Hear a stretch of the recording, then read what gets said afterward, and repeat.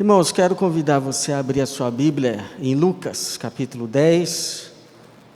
Nós vamos ler a partir do versículo 38. Lucas 10, a partir do versículo 38. Uma história conhecida nossa, Lucas 10, a partir do versículo 38. Que diz assim: prosseguindo viagem, Jesus entrou num povoado e uma mulher chamada Marta recebeu em casa. Sua irmã, chamada Maria, sentando-se aos pés do Senhor, ouvia a sua palavra. Marta, porém, estava atarefada com muito serviço e, aproximando-se, disse: Senhor, não te importas que minha irmã me tenha deixado sozinha com o serviço? Dize-lhe que me ajude. E o Senhor lhe respondeu: Marta, Marta, está ansiosa e preocupada com muitas coisas, mas uma só é necessária, e Maria escolheu a boa parte, e esta não lhe será tirada. Obrigado, Senhor, pela Tua palavra, pela Tua igreja aqui reunida, por esse momento que o Senhor mesmo preparou. O Senhor é bem-vindo, invocado, necessário, nesse lugar, nesse culto, e pedimos que nesse momento seja o Senhor que fale conosco, para a Tua glória mesmo, e em nome de Jesus, amém. Tem uma história que diz que havia uma competição para quem ia subir primeiro, escalando um determinado prédio. E logo saiu um competidor na frente e foi escalando com muita habilidade, destreza, um prédio, e em pouco tempo ele já estava no topo, comemorando ter ali chegado, mas infelizmente ele não ganhou o prêmio, porque na sua pressa ele acabou escalando o prédio errado. Aconteceu também numa Olimpíada recente, numa prova de tiro ao alvo.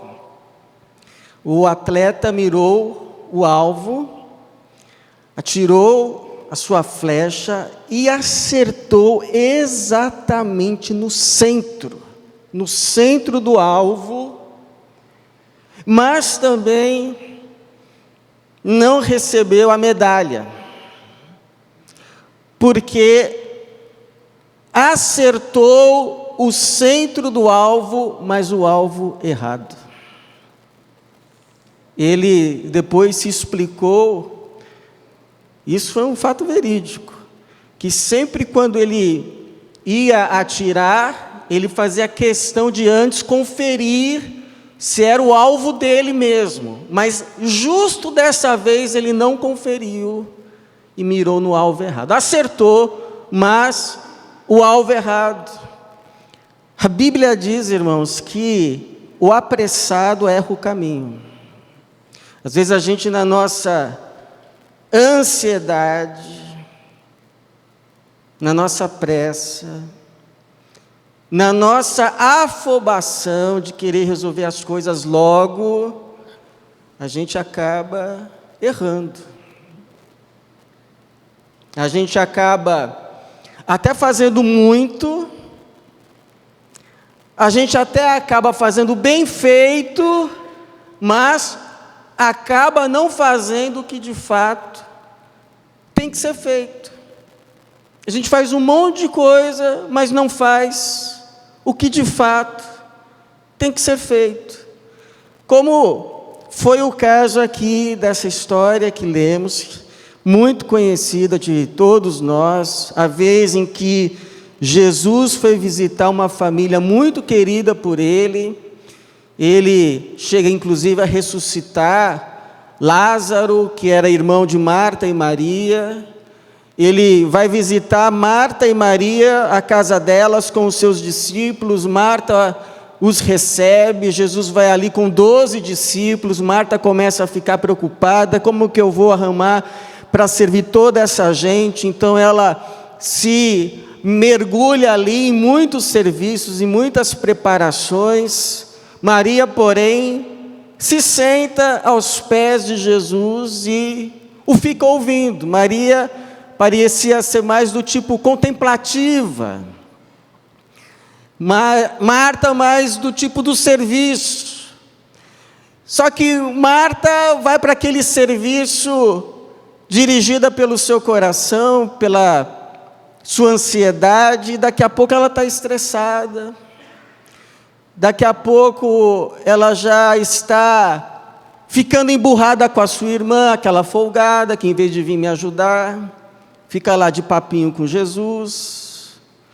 Daqui a pouco ela está injuriada com o próprio Jesus, porque quando ela se achega, há um tom de repreensão nessa fala dela para com o Senhor, porque ela diz assim: Senhor, não te importas que minha irmã me tenha deixado sozinha com o serviço? Ela apela para a autoridade maior da casa, ela não vai direto à irmã, ela apela à autoridade para que o Senhor então a repreenda. Qualquer semelhança com as nossas casas não é mera coincidência.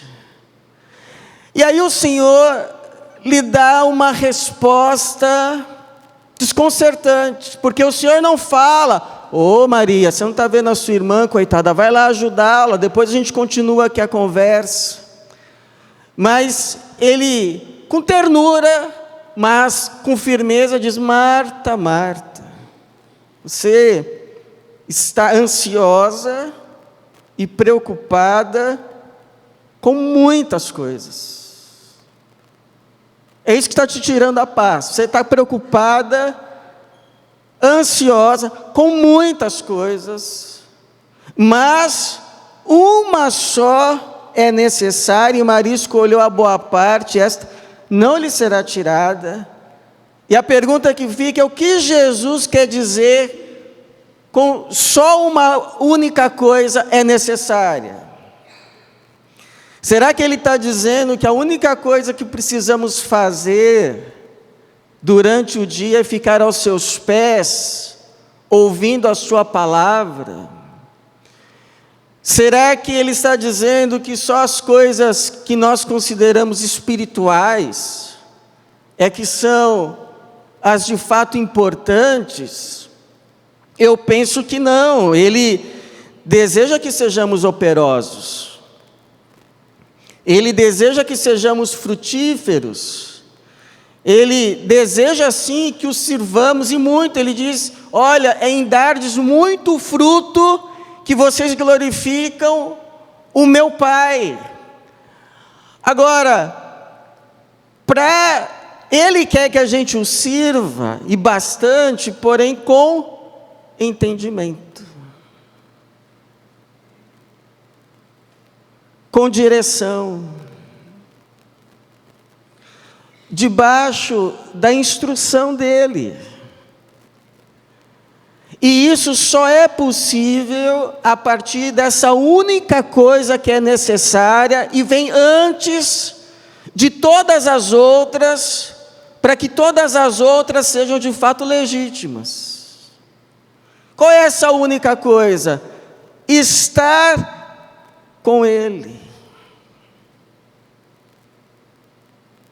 para então ouvir a Ele e assim fazer tudo debaixo da palavra dele. A Bíblia é clara quando diz por que Jesus chamou os 12 discípulos: para estarem com Ele. Tudo começa nele. Na verdade, irmãos, a vida cristã se resume nessa uma única coisa: Jesus te chamou para estar com Ele. Essa é a primeira e única. E dessa é que vem as outras. É dessa única coisa que se desdobra em três. Estar com Jesus é o âmago da vida cristã, estar com Ele. Para então ouvir a Ele. E ouvindo então a Ele, aí sim sair para o serviço. Sair para uma conversa. Sair para uma decisão.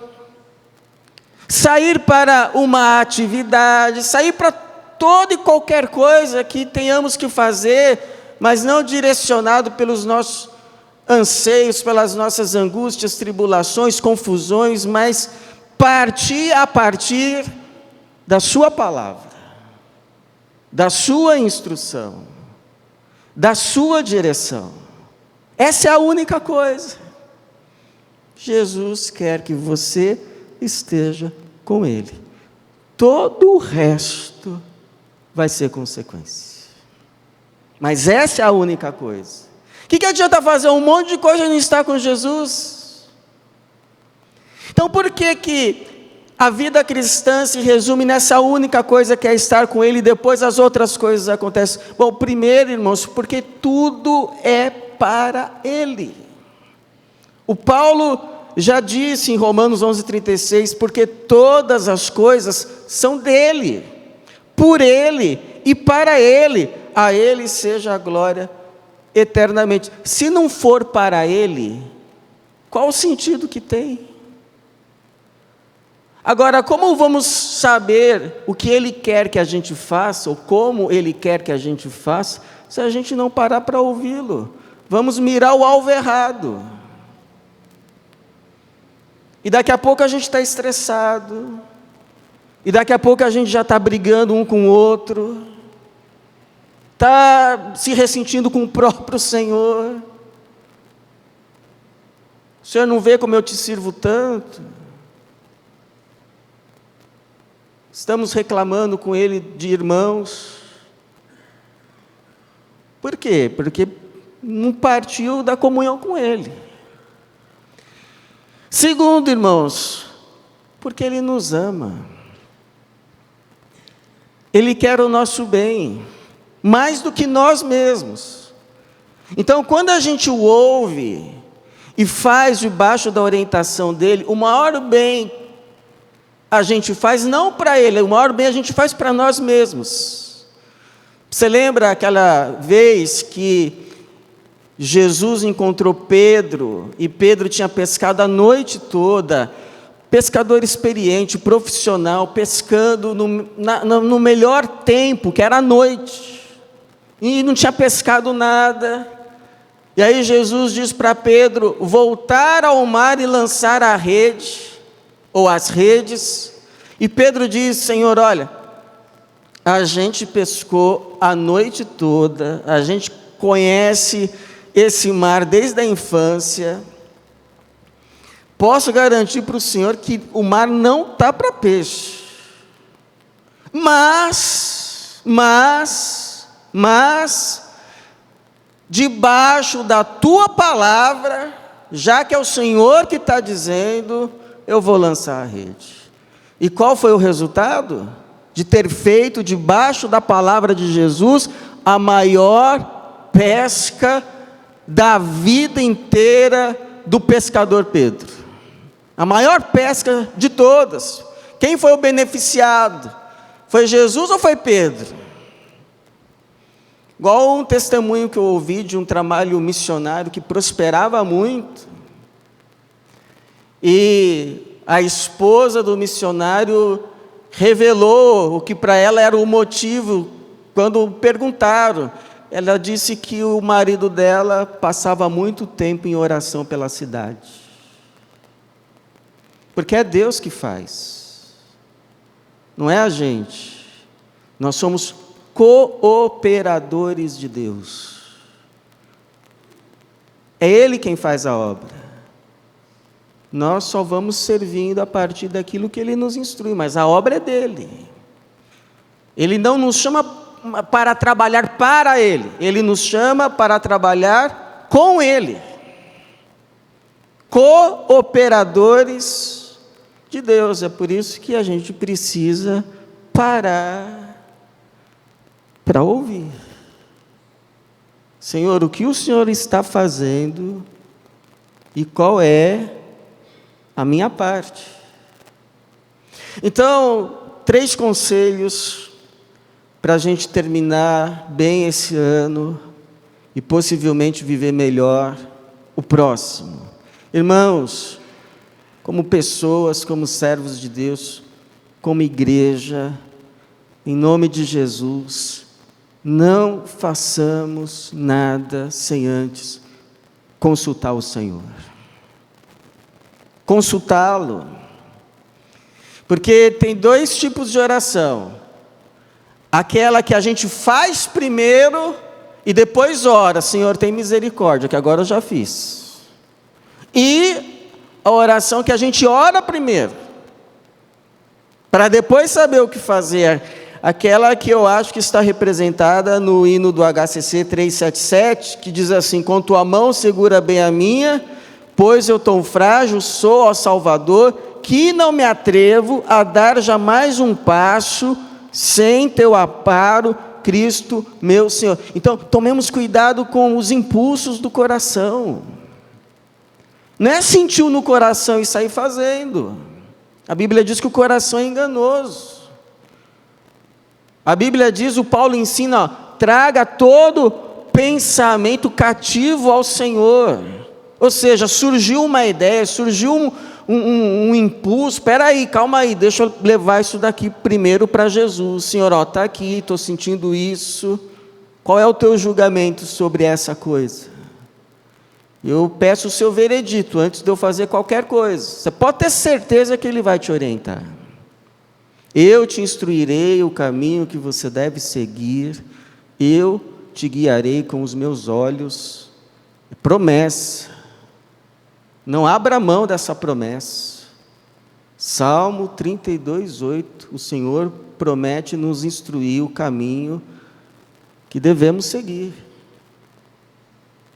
Mas precisamos buscá-lo, consultá-lo. Se o meu povo que se chama pelo meu nome me buscar e orar e se arrepender dos seus maus caminhos, eu ouvirei dos céus, perdoarei os seus pecados e eu sararei a sua terra. Segundo conselho, não resistamos aos impulsos para orar. Esse sim não precisamos resistir. Já teve assim, uma vontade de orar, por um motivo que te vem à mente, ao coração, aí você está ocupado, fala assim, não, daqui a pouco eu vou, e o que acontece? Não vai. A vontade passa. Olha o que o pastor Martin Lloyd-Jones diz a respeito disso: não resista a um impulso para orar. Ele diz, para o que você está fazendo, se veio a vontade de orar, para o que você está fazendo, você não vai perder tempo, pelo contrário, será ajudado. Agradeça por esses impulsos. É Jesus te chamando. Deixa eu te ajudar, deixa eu te orientar, deixa eu te falar o que você não está vendo, não está percebendo. E terceiro, irmãos, cultivemos um tempo diário com Jesus. Um tempo diário. A gente tem sempre tempo para as coisas que a gente considera importantes. Por mais atarefado que a gente esteja, a gente arranja uma hora, tem que arranjar uma hora para parar para comer,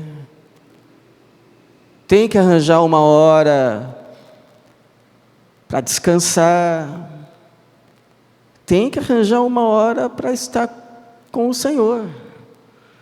Você pega a vida de Jesus, ele era extremamente ativo, mas isso não era desculpa para negligenciar o seu tempo com o Pai. E aí é interessante que sempre os seus oponentes o queriam pegar em uma armadilha, em uma palavra, e Jesus sempre tinha a resposta certa. Aí você fala, não, é porque ele era Deus. Não, não, Senhor, porque quando ele veio aqui em carne, ele não deixou de ser Deus, mas ele veio como ser humano, ele teve que passar as lidas do ser humano. Ele sabia o que falar, tenho para mim, porque o Pai revelava a ele. Antes, nos seus longos momentos de oração, Deus não só ouvia, Deus falava, o orientava, o instruía para aquilo que haveria de vir. Ele passava noites em oração, madrugadas, ou acordava ainda escuro, e o Pai o instruía. Quando o pessoal vinha, ele já estava voltando. E conosco não é diferente. Nas nossas orações, Deus não apenas ouve, Deus fala. Deus fala. Talvez por isso que Davi tenha escrito no Salmo 5,3: ó Senhor, de manhã ouves minha voz, de manhã apresento minha oração e fico aguardando. Porque não adianta orar e sair correndo, como uma criança que aperta a campainha e sai correndo antes de a pessoa atender. Então, de manhã ouves a minha voz, de manhã apresento minha oração e fico aguardando. Qual vai ser a tua resposta? Qual vai ser a tua orientação? Qual vai ser a tua instrução? Você pode ter certeza que se você buscar o Senhor, esperar a resposta dEle, Ele vai te abençoar e você vai ser bem-sucedido em tudo que fizer. Tudo que fizer, porque Ele vai te orientar em tudo, em tudo. Então nós agora vamos ter um momento de assembleia, mas não antes de orarmos, de buscarmos estar com Ele, essa única coisa que Ele diz que é necessária, estar com Ele. Essa é a única coisa necessária, é a única coisa que vai fazer diferença no último dia.